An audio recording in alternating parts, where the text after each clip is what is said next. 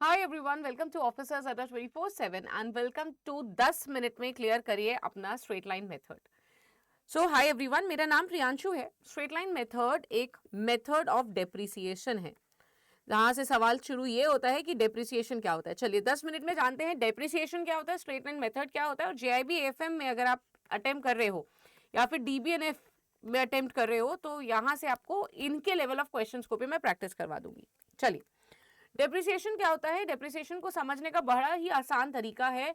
आप एक फोन इस्तेमाल करते हैं। ये फोन जब आपने नया लिया था तो कुछ इस तरीके से दिखता था, ठीक है, और अब कुछ इस तरीके से दिखता है। यानी आपने लेट्स से खरीदा था 50,000 का और आज इसकी वैल्यू 10,000 रुपए में भी इसे अच्छे से कोई नहीं खरीद रहा। बट चलो, एक सज्जन इंसान आपको मिल गए जो कि 10,000 रुपए इसके लिए देने को आपको तैयार है।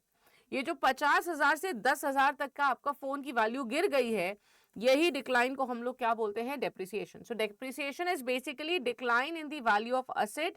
ये जो डिक्लाइन है, ठीक है, ये किसकी वजह से होता है?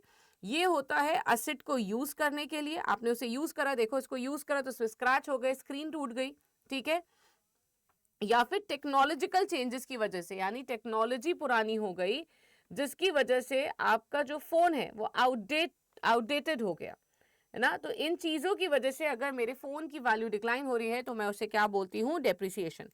पते की बात यह है कि डेप्रिसिएशन सिर्फ और सिर्फ फिक्स असेट्स पे होता है, ठीक है। करंट एसेट पे इसका कोई भी रोल नहीं है।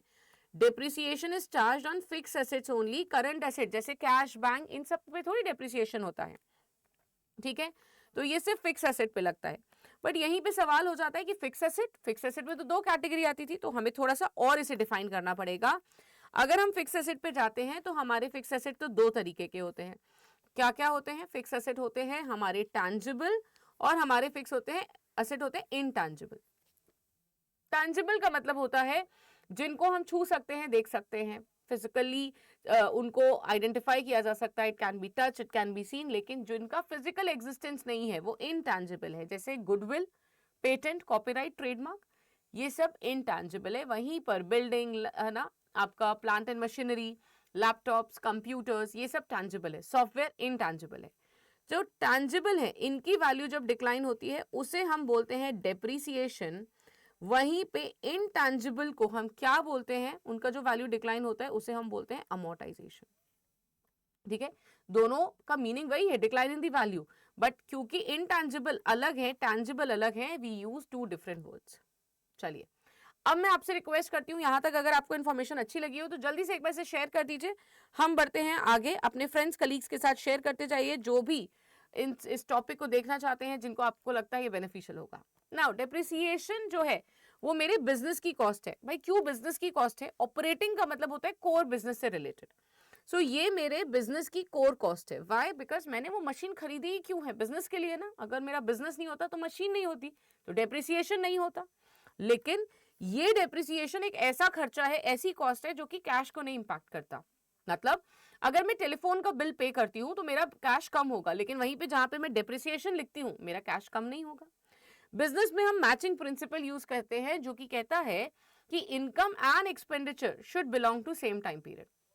मतलब मेरी जो इनकम है, मेरा जो एक्सपेंडिचर है, वो सेम टाइम पीरियड को बिलोंग करना चाहिए। अब अगर आप असेट से इनकम अर्न कर रहे हो तो आपको उसके रिलेटेड डेप्रिसिएशन को भी प्रोवाइड करना पड़ेगा, ठीक है। अब डेप्रिसिएशन तो हमने सीख लिया, इसको थोड़ा सा और समझ लेते हैं। मैंने एक मशीन खरीदी थी 1,00,000 रुपए की, ठीक है। उसको जब मैं बेच रही हूं तो मुझे 10,000 रुपीज मिल रहा है। मतलब मैंने खरीदा 1,00,000 का, मुझे बेच पा रही हूं, इसकी जो सेल वैल्यू है दैट्स 10,000। इसका मतलब 90,000 वैल्यू का लॉस हो चुका है, मुझे ये लूज हो गई है वैल्यू।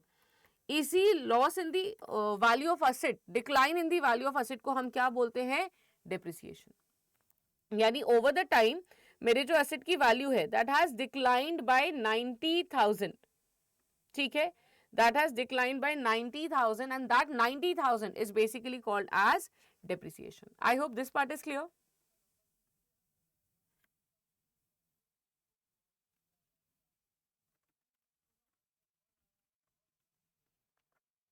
यहां तक क्लियर है सबको? जल्दी से एक बार बताते जाइए। चलिए, now this part is clear. अब ये जो डेप्रिसिएशन है इस डेप्रिसिएशन को हम कैसे प्रोवाइड करें, राइट? डेप्रिसिएशन को हम प्रोवाइड कैसे करें?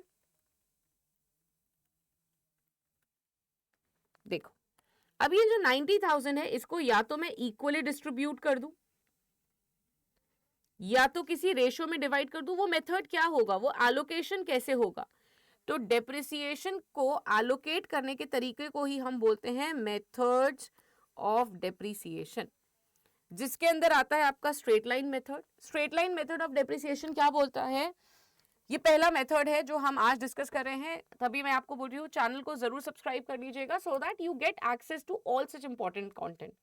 नाउ स्ट्रेट लाइन मेथड क्या बोलता है? It is one of the first method of allocating the depreciation. पहला मेथड है, देखो नाम इजी है, स्ट्रेट लाइन, इसीलिए इसको स्ट्रेट लाइन बोला गया है बिकॉज जब आप डेप्रिसिएशन का चार्ट बनाओगे ना एक स्ट्रेट लाइन आती है। क्यों? क्योंकि यहाँ पे जो एलोकेशन किया जाता है वो इक्वल किया जाता है। एलोकेशन यानी डिस्ट्रीब्यूशन, इक्वल डिस्ट्रीब्यूशन किया जाता है। यानी फॉर एग्जाम्पल आपका डेप्रिसिएशन आ रहा था 90,000 का, और अगर आपके असेट की लाइफ 10 ईयर्स है यानी हर साल equal amount of depreciation charge किया जाएगा। ठीक है, ये आपको डेप्रिसिएशन, देखो पूरा डेप्रिसिएशन 90,000 का था, बट अगर आप हर साल का डेप्रिसिएशन निकालना चाहते हो तो you will have to divide it by the life of the asset. ठीक है, नाउ ये मेथड वहां पे रेलेवेंट है जहां पर आपका असेट कंसिस्टेंट परफॉर्मेंस देता है, मतलब जो परफॉर्मेंस है वो ओवर द ईयर सेम है, ज्यादा चेंजेस नहीं होते, then at that place you can use this method. Now the next thing is what is the formula. हमने ये समझ लिया अमाउंट ऑफ डेप्रिसिएशन सेम है, हर साल equal amount of depreciation he charge किया जाएगा एंड वहां पे यूज किया जाएगा जहां पे असेट की कंसिस्टेंट परफॉर्मेंस है। Now how to calculate it? So depreciation के लिए हमें असेट की कॉस्ट चाहिए होगी। कॉस्ट ऑफ असेट का मतलब क्या है, कितने का आपका असेट है, minus net residual value. Residual value का मतलब क्या है कि आप जब इसे बेचोगे है ना तो क्या वैल्यू मिल रही है, आप इसे scrap value, sale value, salvage value, net residual value, ये सब नाम दे सकते हैं, divided by the life of asset. इसको अच्छे से समझने के लिए क्वेश्चन ट्राई करते हैं।